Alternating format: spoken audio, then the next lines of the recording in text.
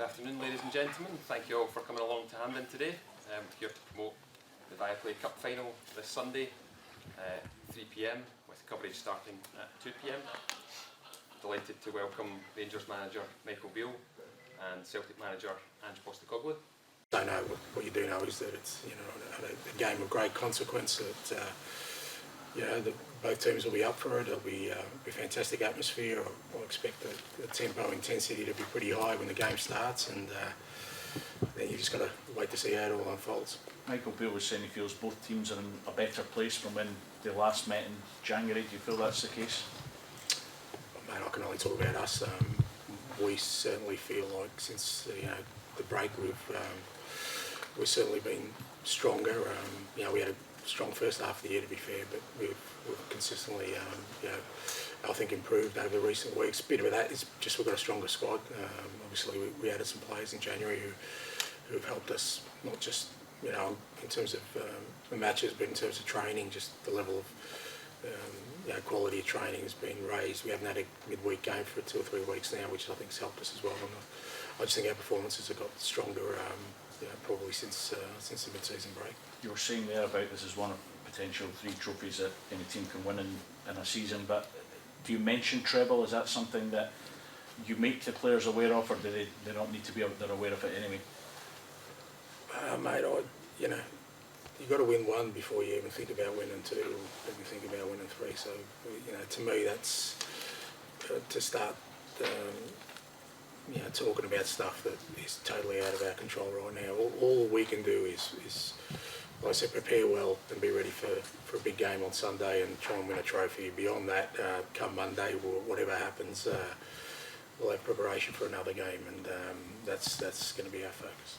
And these big finals, cups on the line, to what extent does that bring out the best in you as a coach, but also as a leader of men, a leader of the club? I don't know. Look, I enjoy it, and it's why we're involved in the game. I think from when I started, I wanted to be a successful coach. You can only have success if you win things. So you enjoy that part of it. But for me, it's more about making sure that the players are prepared for the challenge that's going to be before them on the weekend. That's my role within that. The rewards, everyone sort of, if you're successful, everyone enjoys together. But in the build up to it, what's important is that we remain focused on making sure our preparation's really good, our training's really good. Making sure everyone's in the right frame of mind to tackle what's going to be a big task. This trophy was, in many ways, what really got the ball rolling for you in your first year at the club. What do you think defending the trophy successfully would do for you for the rest of the season and beyond? I don't know what it'd do for me. I mean, I know what it'd do for our football club. It would add another trophy to us. I mean, I don't, whether we won it last year or didn't win it last year is irrelevant. The expectations when you go into a new season of this football club is that you try and challenge for everything that's there. And what's happened the year before is, as I've said on a number of occasions, that's either in your trophy room or in somebody else's trophy room. It doesn't carry on to the following year. The responsibility we have in representing this football club and me as the manager is that we've got to a final and there's a chance for us to win it. And if we win it, then that adds another trophy to this football club. And like I said, once that's done, then you've got to focus on what the next sort of challenge is before you. You've not lost domestically since, mid-September, so your results have been obviously very consistent, but... Found a way to overcome those, whatever challenges before us. There's been some games we've dominated on in terms of the scoreboard, but other games have been a little bit tighter, but we've still found a way to get the job done. And as I said, a level of performance from the whole squad, and I think that's probably been the most pleasing thing. We've had a real sort of even contribution. We've had some guys who've had outstanding years, but it's not like we've got to this space on the back of 1 or 2. I think just about everyone in our squad has contributed and contributed meaningfully. Where for a sequence of weeks, one player has really been, or a couple of players have been really strong, and then 2 others sort of come to the fore. And I think that's been really important for us because over the course of the season, not everyone's going to be able to perform at their absolute optimum all the time, and when that doesn't happen, if you've got other guys who step up, I think gets you the consistency we've had. In these weeks leading up to such a big game, do you notice a difference in the players, whether it's on the training pitch or just the atmosphere generally around the training ground? No, look, I think I've said before, I'm not sort of in the dressing rooms to know, but I think, look, it's fair to say it's not a normal week, and I've kind of said that before. You've just got to embrace the fact that it's a cup final week, and there's more attention, there's more things to do. I'm sure they're getting more attention from the people around them in terms of whether that's cup final tickets or just wishing them well or feeling anxious for them. I mean, all those kind of things are just part of the course, and you just got to embrace that part of it and understand that it's a different week. But when they're in it, Lennoxtown, the focus has been good. Our training was good today. It's been good for the last couple of weeks where we haven't had a midweek game, and that's the most important thing for me, is that they're preparing themselves well, they're looking after themselves, understanding it's a different kind of week, but that shouldn't sort of derail us from what we know is the best possible preparation. You're out next to the Hampden pitch there. How do you think it looks compared to the state it was in last Yeah, night? it's improved, definitely. I mean, it had to be fair, so it looks in better condition. I think the weather's hopefully will be kind to us this week, and it gives a chance for both teams to sort of play at a good level. It's not just about the fact that the pitch stops us from playing our football. It's just that the pitch is part of the event. The stadium's part of the event. Everyone will be watching, not just in Scotland but around the globe, and you want it to be presented in the best possible light. You want our football to be presented in the best possible light in a cup final. The pitch is an essential actor in that in that event. So like I said, it looks like they've done a fair bit of work on it, which is pleasing, and so it looks okay. And just on that point, whenever people, whether here or across the world, talk about this derby, it's always about the passion and the fight. Yourself, Michael Beale, are both coaches that talk about systems and working with technical players. Have you found that compared to different derbies that it does stuff to the players mentally, or it's harder to implement your system fully? No, I don't think so. I mean, I think you understand it. I mean, I'm the manager of the football club. I'm not a fan, so I'm not. Our supporters don't expect me to have the same emotions that they do going to a big game like this. They don't want me to be nervous and anxious or angry or whatever it is that they feel at any particular time. They want me to be under control and make sure that I'm preparing the team well, and that's what they want from the team, and that's what we do, and I think that's the way we've approached all our games, and understand, like I said, even the games of consequence, such as the final, we've tried to go out there and play our football. Nothing really changes, Like I said, the intensity will be up, the tempo will be up for sure, the atmosphere will be great, all those kind of things, and you're dealing with human beings, so so all the boys will have their emotions heightened, but within that context, it's still got to play our football. I mean, ultimately, if we're going to be successful, that's what we need to do, and the players, as I said, for a long time, they've been pretty good at just whatever challenge is before us, making sure that the solutions they find within the football we play. Fans will be here in equal numbers. Does that enhance the fixture for you, or are you oblivious to that? No, I think it does. Yeah, I think it's a different atmosphere. It's a real sort of, if you want to call it a derby atmosphere. Obviously, when we play Celtic Park or we play at Ibrox, the atmosphere is very parochial in one way, and for the home team, I think it's an advantage. Absolutely, we feel it when we play at Celtic Park. Having our supporters there, 60,000 of them, I think helps us. But I think in terms of a spectacle and in terms of a derby, having it split, particularly in a cup final, I think adds to the theatre of it. I believe that, and I think the players and everyone involved enjoys that, because you get a bit of everything in there. Winning a trophy is an achievement, but defending it shows staying power. Is that more important to you in some regards? Well, I mean, it depends on sort of what context you're talking about. I think in any given season, like I said, we won this trophy obviously last year, but it was, to me, the goal was to also be champions. So, it wasn't just about winning a trophy and then sort of resting on our laurels there. We went on and we won the championship, and it'll be the same this year. It's not about just winning the trophy and thinking that the job's done this year. I think that the staying power you talk about is more about, you know, us as a football club and us as a football team, particularly this team, is that, you know, we want to be really relentless in our approach of trying to win every football game we're involved in and every trophy we're involved in. Now, you know, that doesn't always happen, but the intent's always going to be there. We're never going to be, you know, and I think we've shown that already within the context of just games in themselves, but even in terms of a season, we're never going to be a team, or I'm certainly not going to have us be a team where winning something allows us some luxury that we don't have to go out and, you know, full pelt to try and win the next one. And your players often talk about you saying the message being bring your A game, make it the best game you can be, the best individual game, the best team performance. Managerially, what do you do to bring your A game and to be the best manager that you can be for these players? Yeah, exactly that. I mean, again, you know, I'm not a big one for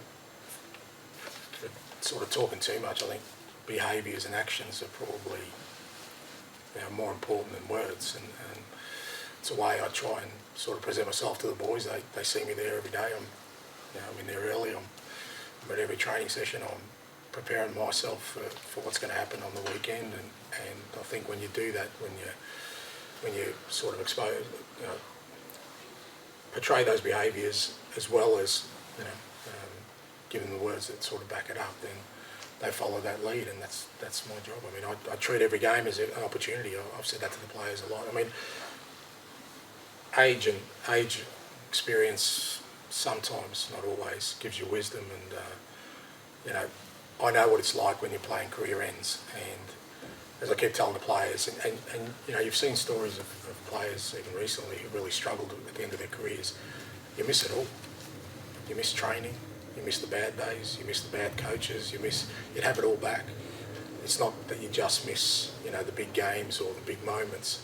You miss it all, and it's what I try and tell the players every day. You know, don't waste a day, don't waste a minute of your football career, because one day it will be, it'll all finish, and the one thing you don't want to do is look back and think, you know what, you know, did I really appreciate what I did, and did I really give everything that I wanted to? So when I talk to them about trying to make every game the best game of their career, there is nothing that says that can't happen, that whether it's this Sunday or the next Sunday, that can't be the best game in your career to date. You know, don't just use it as a game where, oh well, let's just get the win and get it out of the way, because you could be missing an opportunity for a little bit of, you know, a nugget of gold that will give you comfort in those days when it's all gone.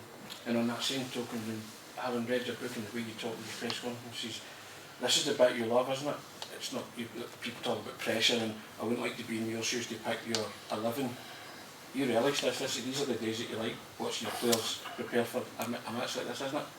Yeah, I mean, I enjoy, again, I enjoy all of it. I mean, the only bits that kind of, again, people assume you love the best is when you win things, but you know, I've had a decent career and I've had a fair bit of success, but winning things is still rare, you know, even for the most successful of coaches. Only one manager is champion every year, and you've got to hang your hat on something else other than that. So I enjoy all of it. I mean, I think I've made a point, is I enjoy the hard graft of when you're building a team and people can't see what you're building, and you know, they're coming at you from all angles, and you know, you're in the trenches and you can see what you're trying to do. I enjoy that bit, you know, it's not the bit.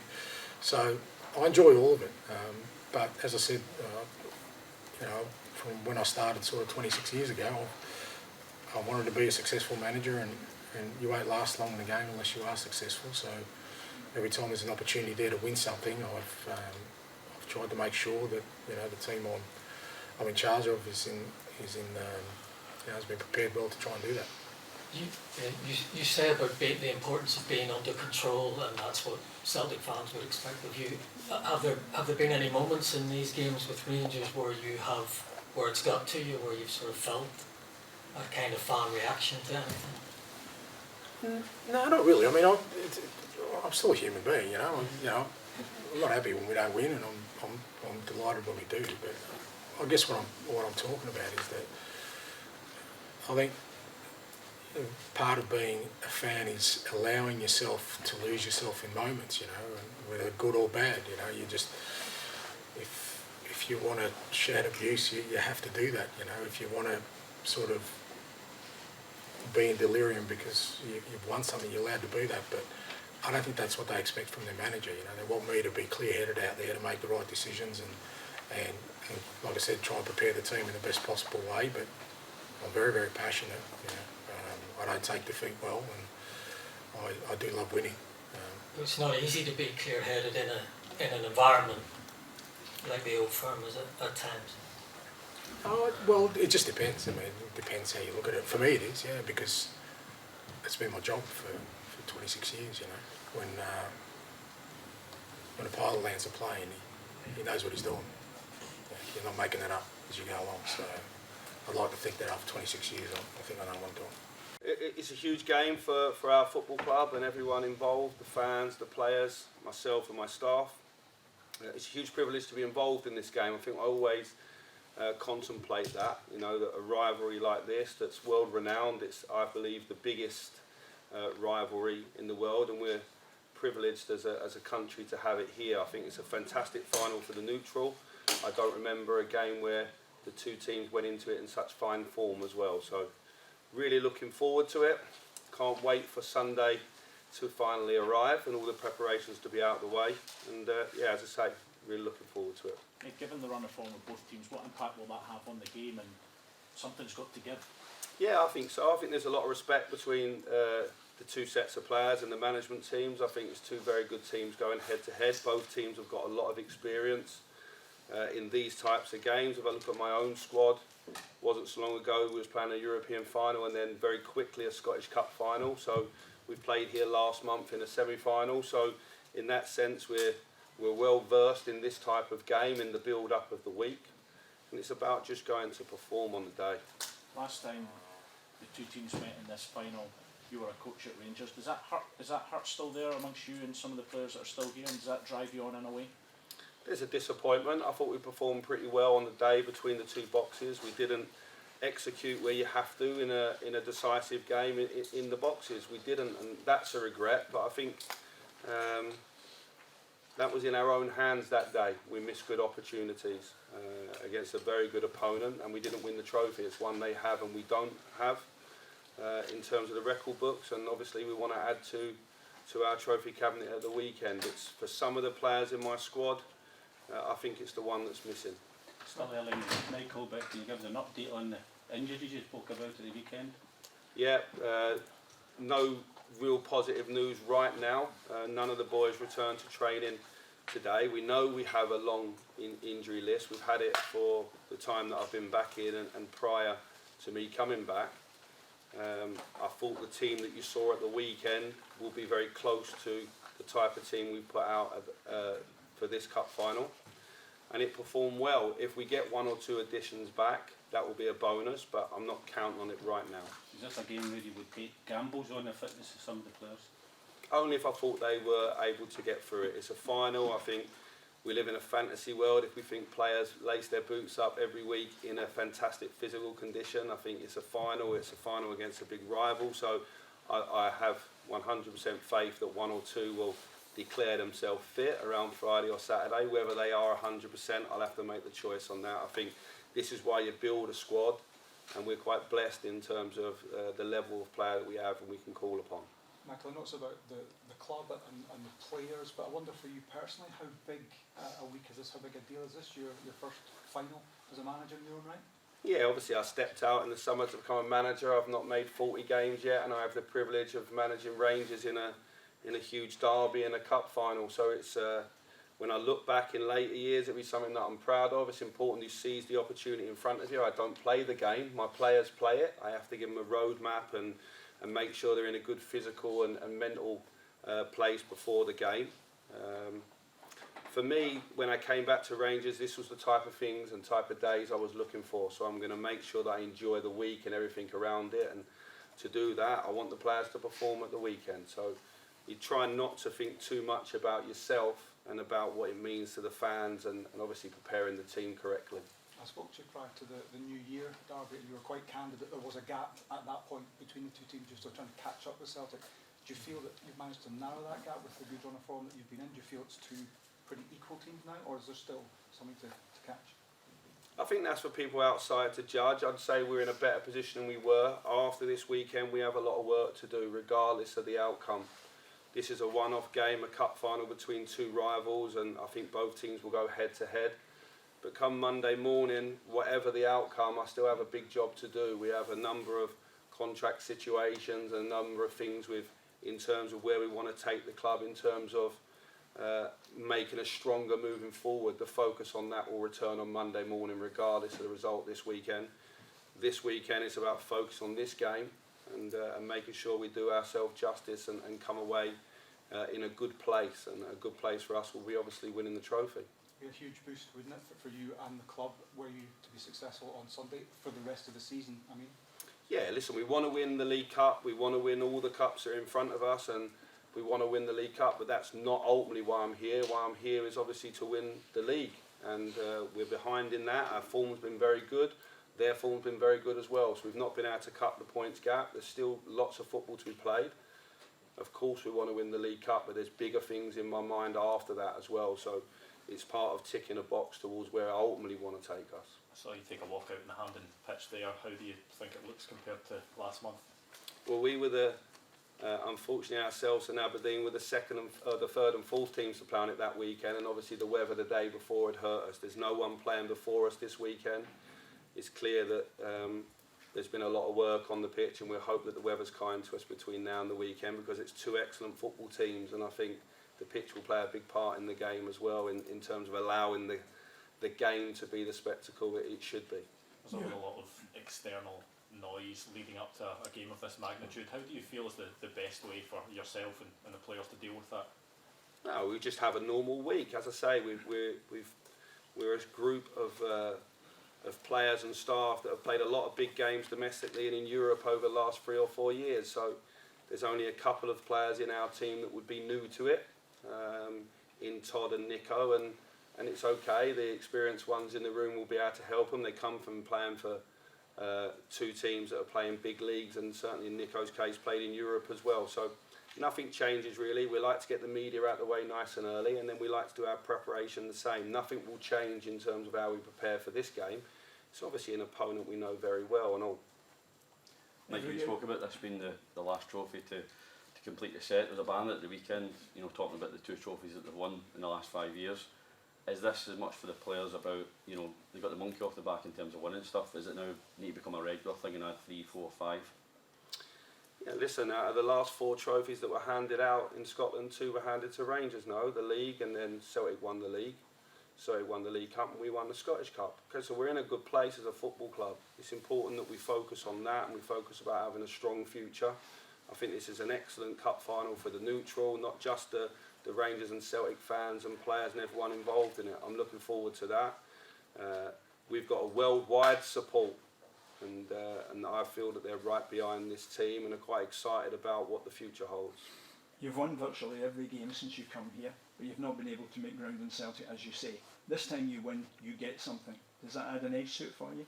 Well, of course it does, because it's very much us or them, or Rangers or Celtic. It's very much that, and second is last. I get that in the league. I've come in and I said in my very first interview I didn't think it was as broken as everyone said. Hopefully now 14 games along we're on the mend and people are starting to see that. This weekend's performance and game is about winning. If we win, we've still got a lot of work to do moving forward, in my opinion. And if we lose, that same amount of work's going to be there on my in tray on Monday morning. I think it's not focusing on being too emotional or dramatic about what the bigger picture looks like. Let's just focus on this 90 or 120 minutes or penalties, whatever it takes at the weekend.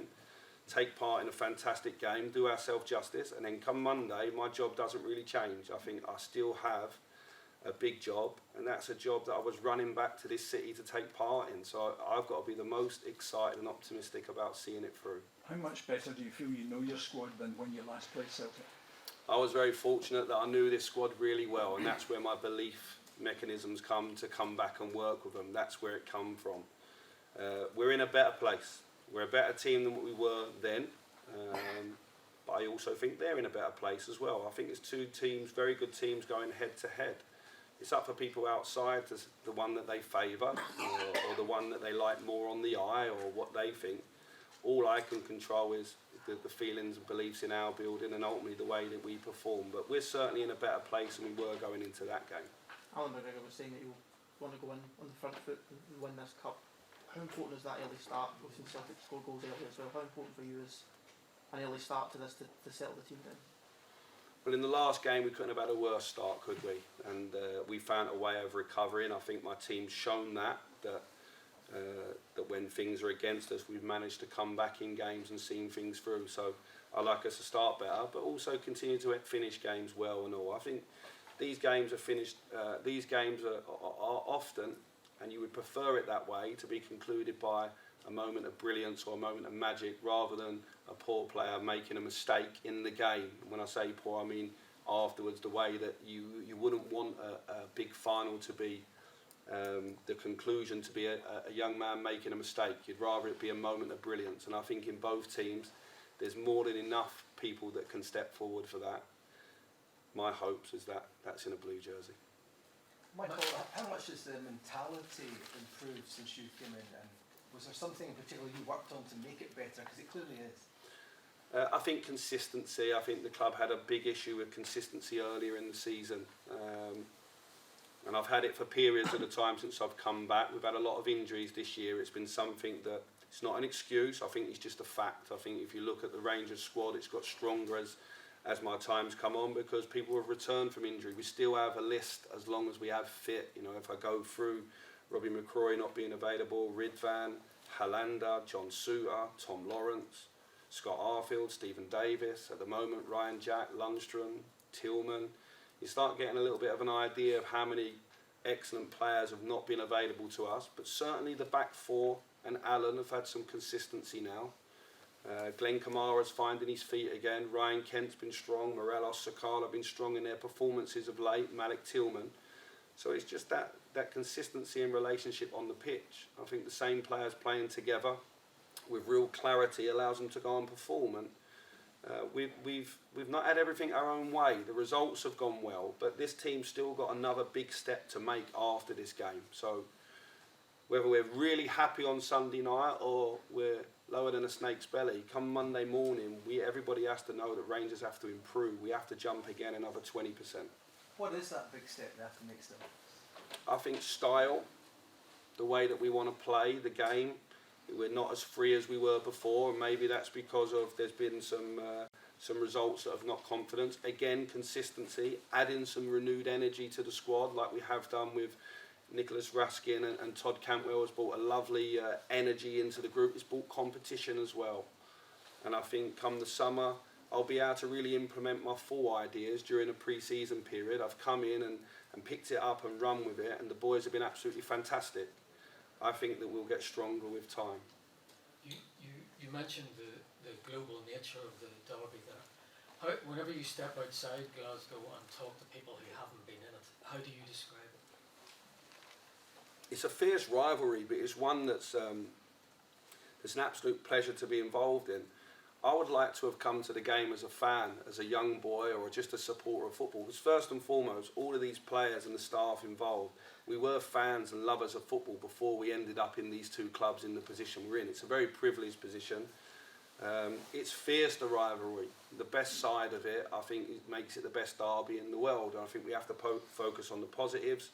I think where the two teams are at the moment and the form that they're showing, I think we're going into a final which is a really big game for Scottish football in general. It keeps the focus on our league, and at the moment I think our league's in a good place. There's some really interesting players in both sides that could go and play at real high levels, and I think they've shown that the last couple of years. So I know it's got to be Rangers or Celtic or Rangers, but when I look back at this fixture, or when I stand back from this fixture and look at the two teams, there's a lot of good players. There's a lot to be thankful for in Scottish football for this game.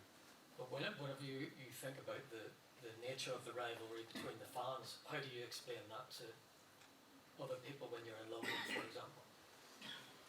I think they explain it to me. Everyone's got their opinion of this one. I would say it's a fierce rivalry, and I think it's, as long as everyone respects each other and goes around it in the right way, then I think it's a beautiful rivalry, and it's what makes football what it is. I think we love this type of game. I think we would lose it if we didn't have it. We would really, really miss it, and it's very unique because we get to play each other 5, possibly 6 times a season if both teams are successful. So I think for my fans, for my family and friends down in London, it's always been a game that you love to watch on TV. You know, you made sure you watched it, and that's going back down the years. And I'm hoping that this class, this generation, these two teams are remembered fondly as well.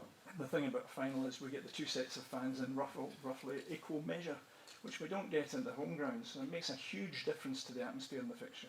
Yeah, it does, and I think it brings the full colour to the fixture as well, doesn't it? And I think it's obviously I've only experienced that once before here in the League Cup final, the last time, but we did have it in the Scottish Cup semi-final last year, and I thought it made for a fantastic game that day as well. You know, the fans are everything for this game, ain't they? We saw that in the season or the year and so where we couldn't have full capacity. And fans are what the game's about. If there's no fans, there's no managers, there's no players, there's no professional sport. It's them that keep the game going. Must that still rankle with you a bit, the last League Cup final you were involved in? Just about let it go. Was there a derby that you went to as a kid, to Chelsea, Arsenal, or any of the London derbys? Yeah, I try not to talk about Arsenal because they had a bit of nemesis when I was young. They was obviously on top. You know, Neil Banfield works for me now, who was alongside Arsene Wenger those years, and brought a lot of pain to my childhood. But no, there's nothing like this rivalry. There's nothing like this rivalry. I've obviously been at Liverpool, Everton. The Sao Paulo derbies are big. Palmeiras, Corinthians and Santos. No away fans there because of how feisty that it is, to give you an example. So they're big, but I think amongst derbies, this stands tall and alongside, above, whatever derby you can think of. And that's why it's such a privilege to be involved in it. And I think the players that are lucky enough to play for both clubs will look back in years in the future with their children, their grandchildren, and they'll have some proud moments to look back on. This type of game, you have to seize the moment and opportunity that's in front of you. Stevie, final question. Michael, spoke about a lot of the players that aren't with us, but the ones that are, Nico Raskin's obviously made a really good start, Todd Cantwell, Kamar Roof had an excellent cameo on Saturday as well, so how pleased are you that you have more options, especially guys like Kamar Roof, who you spoke a lot about when you first came back? Yeah, Kamar Roof's not in his best place physically at this moment in time, but obviously he only needs a moment. He's reading of things in and around the box. He needs a moment, and he'll take a chance. Nico Raskin's come into the club and it started well. I'll temper that a little bit with the 2 games that we've played where we've had a lot of possession. I think this game will be a much more even game in that sense, and they'll have to show other qualities. And I've been delighted with Todd as well. Todd and Nico are the exact type of players I want to bring into the club. They've got their best days in front of them. Really impressive young men, not just football players as well, and they're people that I can build around and go on a long journey with.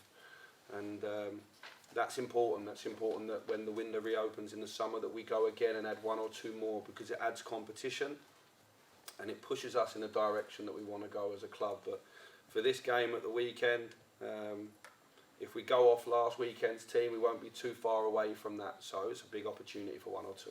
And just quickly ask, you mentioned it before, Scott Arfield's absence. That's never really been covered. What's the issue there, and how long is he looking? Scott Arfield had a calf problem, has missed probably a month now. Will return to training at the back end of this week. So although he's missed a month, he should be available for selection if training goes well at the back end of the week. Thanks, guys. Cool. Thanks, fellas. Thank you.